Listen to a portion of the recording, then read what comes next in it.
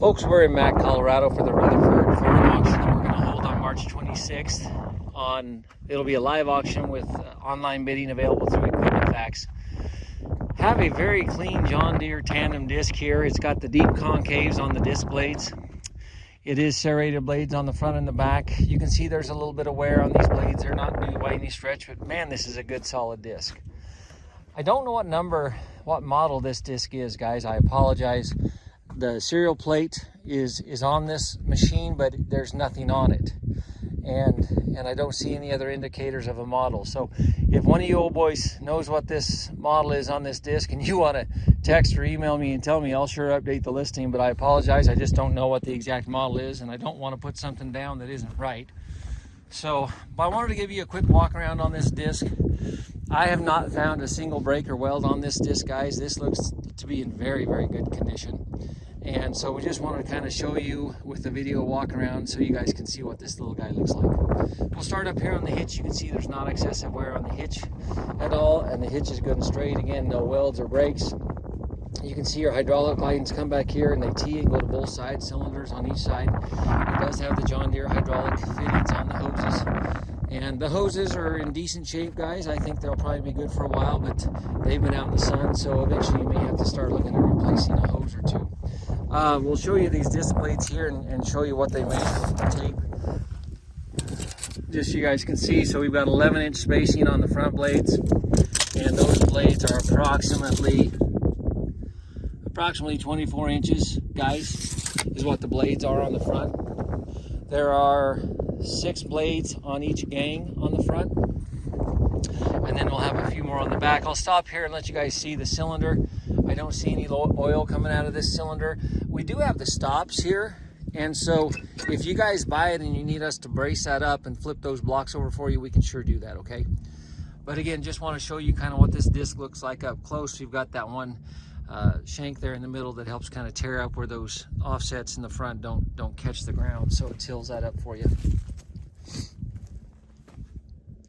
Now, I called this a 14 when I originally measured it, or when I listed it, but whenever I measure from the center to the outside, it's just about 4 inches shy of 7 feet from center to outside on the back, right out to the back of this one right here.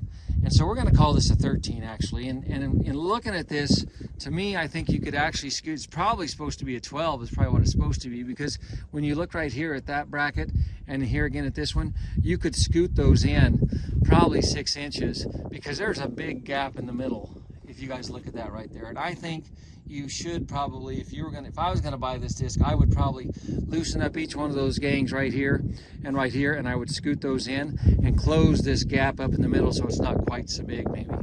But anyway, right now the way it's set is about 13 foot, and that's what we're gonna call it, is a 13-foot disc. The tires on this little disc are in decent shape, guys. This inside tire here looks to be in very good shape, but when you look out here, you can see we got a little damage on that tire right there, so keep that in mind. Probably use it out in the field if you wanted to, but you know, prudence is you're going to have to replace that tire fairly quickly. I think, let's put our tape measure on the blades here on the back.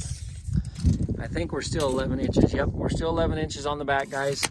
Good, heavy, deep concave disc blades. Good, heavy disc frame. I think this disc would really do a good job for you and cut really well. You can see we've got 7 blades, if you count that smaller outside one, 7 blades on each gang on the back. So 6 on each gang on the front, 7 on each gang on the back. 11-inch spacing and 24-inch blades. So just a good, stout, all-around heavy-duty disc here. I'll show you the tires. This one here, I think, needs a little air in it. Guys, yeah, that tire is flat. The tire looks good, but it's not holding air. This tire on the inside looks to be in good shape and holds good air. So again, on the spindles, I don't see any breaks or welds. And as you can see, again, we got the blocks, so if you need us to, we can raise this up for you the day of the sale and block it up if you need to tow it home or something like that. Or if you're an online buyer and you buy it and you need us to block it up for when you come to haul it, just let us know.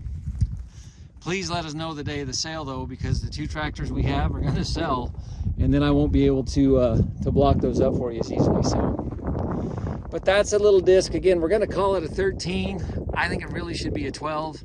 I think those back gangs should be slid in 6 inches on each side and make it a 12. So, but I'm going to call it a 13 because that's what it measures right now. A good, straight, heavy tandem disc here in Mack, Colorado. If you have any other questions on it, give us a call. and be glad to help you out, okay? Thank you, guys.